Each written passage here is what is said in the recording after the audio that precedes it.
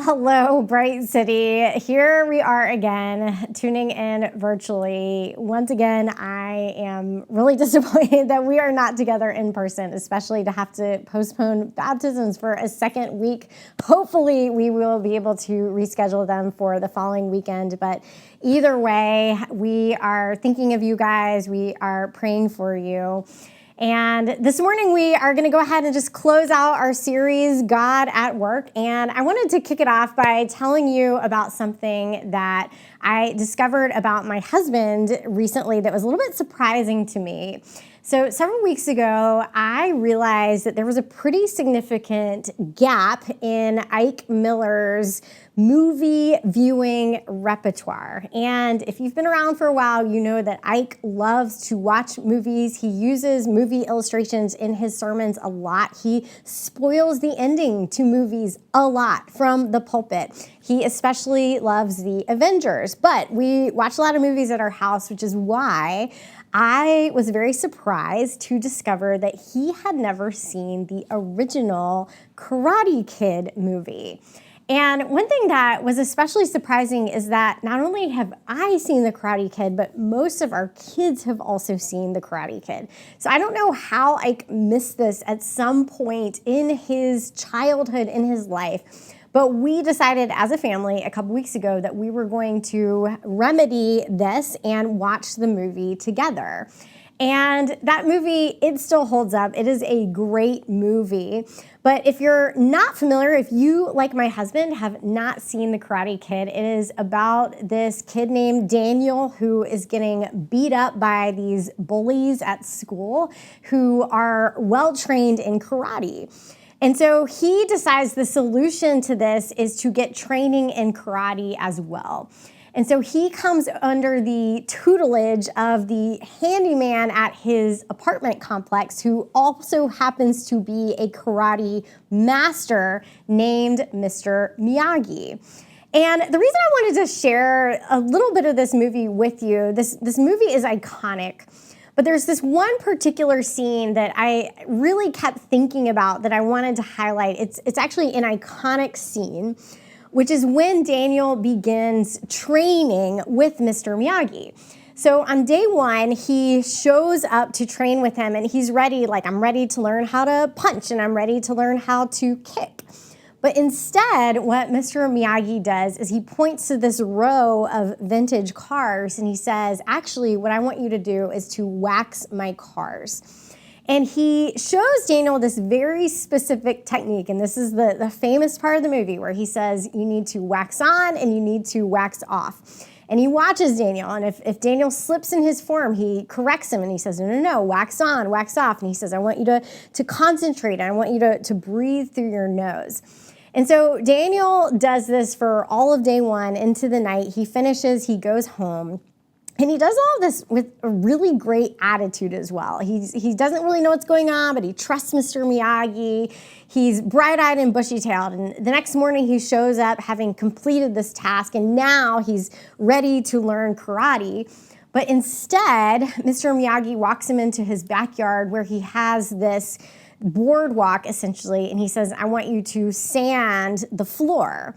And so he shows him once again a very specific technique where he says, I want you to go right circle, left circle. And anytime he sees Daniel start to sand this way, he says, no, right circle, left circle. And so Daniel spends this whole day sanding the boardwalk until he is done. He shows up again the next morning ready to learn karate, but this time Mr. Miyagi hands him a paintbrush and he says, I want you to paint the fence. And once again, like all the other days, he has a very specific form there. He paints the fence just up and down like that. And so Daniel spends the whole day painting the front of the fence and the back of the fence. And what you start to notice is that his attitude begins to shift. That whereas at the beginning, he was really excited, he was really bright-eyed and bushy-tailed, as I said, but he starts to wonder about what's really going on here, because what's also happening simultaneous to all of this is Mr. Miyagi is going out to dinner or Mr. Miyagi is going fishing. And Daniel's starting to wonder, is this guy just scamming me? Like, is he just taking advantage of me for free labor? Because so far, I haven't learned anything about karate. And so at the end of this day, Daniel loses his temper and he starts to storm off. And it's at that moment that Mr. Miyagi stops him and he says, I want you to show me everything that you have learned the last few days. First, show me wax on, show me wax off. Then he says, show me sand the floor, show me paint the fence. And so Daniel walks through all of these movements. And then Mr. Miyagi says, okay, show me once more wax on, wax off. And as Daniel begins to do this movement, Mr. Miyagi comes at him with a punch and Daniel blocks it. Same with sand the floor. He tells him, sand the floor. Mr. Miyagi comes at him. Daniel blocks it. Same with paint the fence. This time, Mr. Miyagi tries to kick him and Daniel blocks it. And so in this moment, and this is what makes this scene so memorable, this is what makes this scene so great, is that the audience is experiencing in real time the same revelation as Daniel. In real time, we are all realizing that all of this work, it was not a waste, that Mr. Miyagi was not taking advantage of him, but in fact, Mr. Miyagi is a master teacher and a secret genius because what Mr. Miyagi was teaching him all along was form and muscle memory. Now, why am I starting here this morning? The reason I'm starting here and what I love about this scene is that it actually demonstrates a really powerful principle. Because something changes in this moment that's really important, but what changes is not the work. What changes is Daniel's perception of the work, his understanding of it. And the reason his perception changes is because Mr. Miyagi gave him a very compelling why. What this scene demonstrates so effectively is the power of purpose. And that's why I wanted to start here this morning, because in this series where we have been talking about work, it is so easy to become, like Daniel, frustrated or disillusioned with work when we don't understand its purpose, when we don't understand its why. And so as we finish up this series called God at Work, where we have been looking at God's vision for work and what that means for our relationship with work, we are going to close out the series by looking at the purpose of work, the why of work.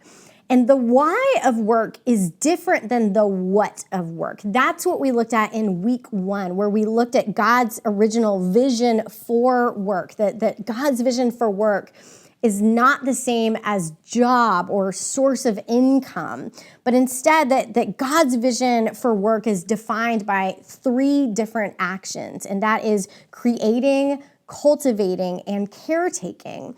And that vision for work matters because what that means is that you're fulfilling it whether or not you have a job, whether or not you are at your job. We fulfill this vision when we serve at church, when we take care of children, grandchildren, aging parents, pets, when we garden, when we repair our homes, when we knit, when we paint, when we do any of these things, we are participating in work as God envisioned it. And when we do that, it is beautiful and fulfilling.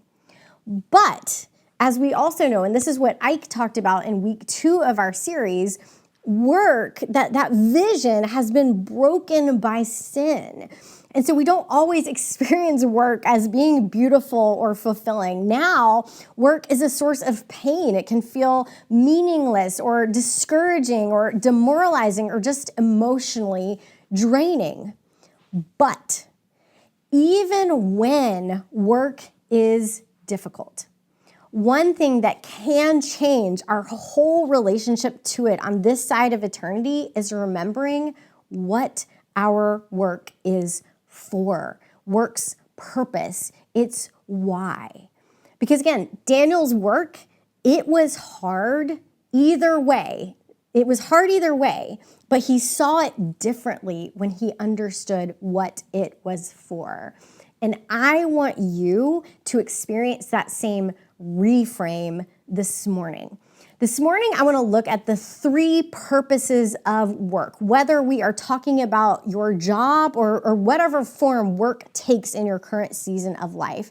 Because the purpose of work for Christians who have been tasked with participating with God in the redemption of the world, the purpose of our work is a high and holy calling. And so we're going to look at 3 purposes of work that come to us directly from Scripture. And the first one comes to us from a passage of Scripture that is well-trod territory for anyone who has been at Bright City for any amount of time. This is sort of an anchor passage for us as a church because it really shapes our understanding of community and God's vision for the church. But that passage is 1 Corinthians 12. And if you're not familiar with this passage, this is a part of the New Testament where the Apostle Paul is writing to the church in Corinth. And he is explaining what the church, what the community of followers of Jesus should be like. And he uses this metaphor where he compares this community to a human body. And he says that in the same way that the human body is one thing composed of many parts working together, that the church should be the same. And so I want to read you just a small part of this passage. It's actually a very long passage. Paul really teases out this metaphor. I'm just going to give you a taste of it from 1 Corinthians 12, verses 14 through 18. This is what it says. Indeed, the body is not one part, but many. If the foot should say, because I'm not a hand, I don't belong to the body, it is not for that reason any less a part of the body. And if the ear should say, because I'm not an eye, I don't belong to the body, it is not for that reason any less a part of the body. If the whole body were an eye, where would the hearing be? If the whole body were an ear, where would the sense of smell be? But as it is, God has arranged each one of the parts in the body just as he wanted. This is casting a vision of the church as a human body composed of interdependent parts.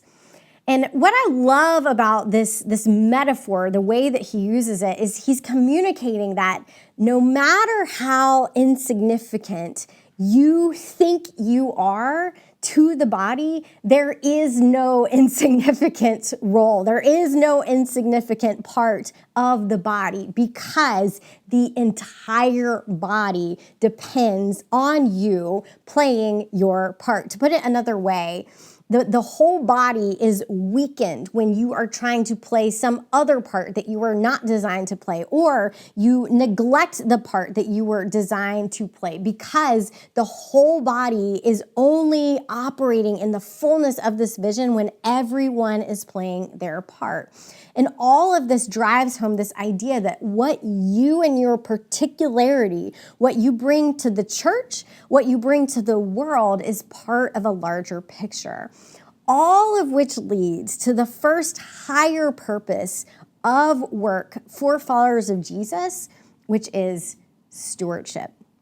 Now, we tend to think of stewardship as being a financial term, that it is about what we do with our money, what we do with our possessions. And when we look at Scripture, that is absolutely the case. We have many verses that communicate to us that what you have does not belong to you, but has been given to you to manage. But what I love about 1 Corinthians 12 and similar passages is it reminds us that stewardship, the way that God envisions it, is much more personal than that. That it's not just about managing what you have, but managing who you are.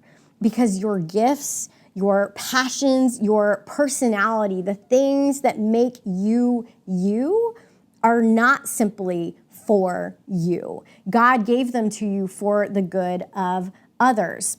One way that I explained this to a young woman a number of years ago, I was talking to a young woman who was probably in her 20s. She was in seminary at the time. So she was preparing for ministry. And I was asking her how she ended up in seminary, like what led her to make that decision. And one thing that really surprised me about her story is she said that she had felt really selfish for enrolling in seminary. And again, if you aren't familiar, seminary is the school that you go to prepare for ministry. And so I was really curious about this, like who thinks they're selfish for going to seminary? And so I said, well, why did you feel selfish? And she said, well, it's because I love learning this stuff so much. And I especially love learning Greek. And so it felt really selfish to spend this much money and set aside 3 years of my life just to do something that I love. And so I listened to her very patiently. But at the end of her whole story, I looked at her and I said, listen, nobody loves to study Greek. And so if you love to study Greek, it's because God put that in you. He made you that way. And if he put that in you, that is not for you. That is for the upbuilding of the church. And so if you are here in seminary studying Greek, that is not selfish. That is just good stewardship. And friends, the same is true of you, that whatever God has put in you, it is not for you. It is for the upbuilding of the church and the good of the world. And I mean that regardless of what that is, that can take so many different forms, whether you are gifted in hospitality, whether you are gifted in leadership and administration and organization. Maybe you really love music. Maybe you really love art. Maybe you love teaching. Maybe you love science, whatever it is. Maybe you are really good with people. Maybe you're really good with words. Maybe you're really good with math. Maybe you have this gift for thinking outside of the box. Or maybe it's something about you that growing up, people misunderstood. They did not recognize that this is actually a strength that God had put in you. And so they labeled it as weird or nerdy or sensitive or too much. But whatever it was, this was actually your unique contribution that God has put in you to offer to the world, to your family, to your teams, to your church, whatever it is. Your particular gifts, your particular passions, your personality, all of it was given to you to steward, to manage. And work is the venue, the forum in which we steward those gifts. And so that is the first purpose of work, is stewardship. But that also leads us to the second purpose of work. One really leads to the other, because this one is also very much a part of that vision of 1 Corinthians 12, which is the second purpose of work is service. We see this a lot in the New Testament, and I'm just going to read you a few verses. I'm not going to read all of them. I'm just going to have the citations on the screen if you want to go back and reread them. But all of these get to this idea that what we have inside of us, who we are, was given to us for a good greater than ourselves. 1 Peter 4:10, Hebrews 13:16, Titus 3:4. What all of these verses remind us is that when we give our lives to Jesus, we also give our work to Jesus as well. And what we know of Jesus from Matthew 20:28 is that Jesus came not to be served, but to serve.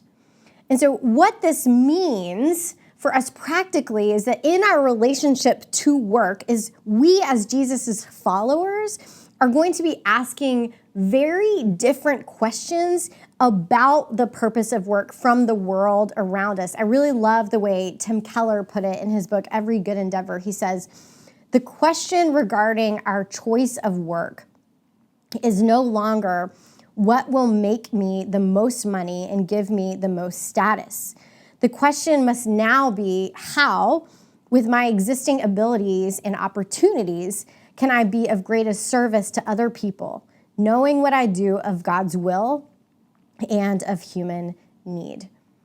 So no longer is our work, if we follow Jesus, no longer is our work about climbing the ladder of career or success or image. No longer is our work oriented around self. When we submit both our lives and our work to Jesus, we have different priorities. We have kingdom priorities. And so when we overlay this purpose of service onto our work, that also means we are going to be thinking very differently about our quote unquote career path. So maybe that means stepping away from a high paying job to take a lower paying job that does more good. Maybe it means that the way you lead in your workplace, in your corporation, is fundamentally different than the other leaders around you. Maybe you do not lead through fear and intimidation, but through humility, through service towards your coworkers and employees. Maybe you don't take that lower paying job, but you do use your income and your influence to give it away, to serve the world and to make it a better place. But my question for you simply is this purpose of service guiding your relationship to work? Whether we're talking about your job or your talents generally, is your purpose about service or is it about self? So that's the second higher purpose of work for followers of Jesus is service. That said, our work has one other higher purpose as well. And honestly, this is kind of the main one. Because when we look at different Bible verses that talk about work, God's vision for work in this broken post-fall world, we kind of see the same purpose reiterated again and again. And so I'm going to read you 3 different passages, and I want to see if you can pick up on what that purpose is. The first comes to us from Matthew 5:16. It says, "Let your light shine before others so that they may see your good works and give glory to your Father in heaven." 1 Peter 2:12 says, "Conduct yourselves honorably among the Gentiles, so that when they slander you as evildoers, they will observe your good works and will glorify God on the day he visits." And then finally, Colossians 3:23 through 24 says, "Whatever you do, do it from the heart as something done for the Lord and not for people, knowing that you will receive the reward of an inheritance from the Lord." So maybe you picked up on these, but what each of these verses reminds us is that no matter what you are doing, no matter where you are working, even when you feel like you have absolutely nothing to show for it, even if it feels pointless and you leave every single day feeling discouraged, each one of these reminds us that there's something that we can always do, regardless of our circumstances in our work environment, which is to point people to God. And this leads us to the third and final purpose of work, which is to be a signpost. This actually gets back to God's original vision of work. As I already mentioned, work is not about your source of income. It is not synonymous with your job. Work, as God defines it, is creating, cultivating, and caretaking. And what I mentioned in our first week of this series is that really these are just expressions of God's essential character. And so how we work and remembering this purpose, it actually points people to what God is like. And I wanted to give you a few practical examples of how I have actually seen this done, just to feed your own imagination about what this could look like in your own work, in your life as well. So earlier this month at our small group, Mallory Peterson, some of you know Mallory, she has been involved at Bright City for quite a while. Mallory was sharing with us that she was really excited to go to the dentist later that week. And of course, our ears all perked up. We were really curious about why she wanted to go to the dentist, because nobody likes to go to the dentist. And what was also striking about it is not only was she excited to go to the dentist, she was going to drive a great distance to go to the dentist. She's very loyal, has been going to the same dentist for years. And when we asked her why, she said that it actually had nothing to do with the dentist, but her dental hygienist, whose name is Tammy. Mallory loves Tammy. And the reason she loves Tammy is that Tammy is a Christian. And so she always takes this opportunity when Mallory is lying in the dental cleaning chair. And we all know how awkward and uncomfortable this is because you can't really talk. You have drool just coming down your chin. There's not a lot of quality conversation that is happening during that time. But Tammy would use that time to just encourage Mallory and to build her up. And so Mallory always leaves the dentist feeling like her tank is full. And that is why she has prioritized her schedule around going to see Tammy. And so I love how Tammy has this job that is not overtly a ministry, but she has turned it into one. She is the aroma of Christ to so many people as she cleans their teeth. Another really sweet example of this that I think about a lot, I first encountered at our neighborhood pool. Every 4th of July, our neighborhood hires a face painter.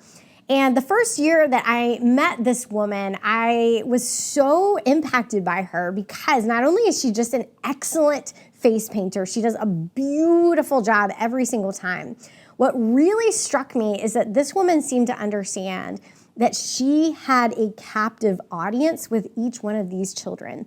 And so she was going to use that time to build them up. And I actually had an opportunity to talk to her at one point and found out her dad was a pastor.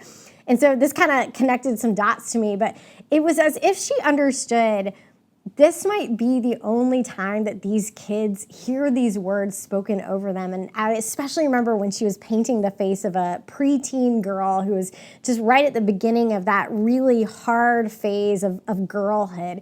And her just speaking over her things like, you are so beautiful and delightful, and just encouraging this little girl. And she clearly had just a ministry there of painting these kids' faces. Now, you might not have opportunities like this where you have a captive audience or you have the opportunity to just overtly minister to people, or maybe that's just not your personality. You're not really an extrovert necessarily. But another way that we point to what God is like through our work is actually through the quality of our work. That also points to what God is like. And that's actually one of my big pet peeves, is when Christians are really forward-facing about their faith, but then have a really bad work ethic, or do the bare minimum, or are not dependable, because God is not like that.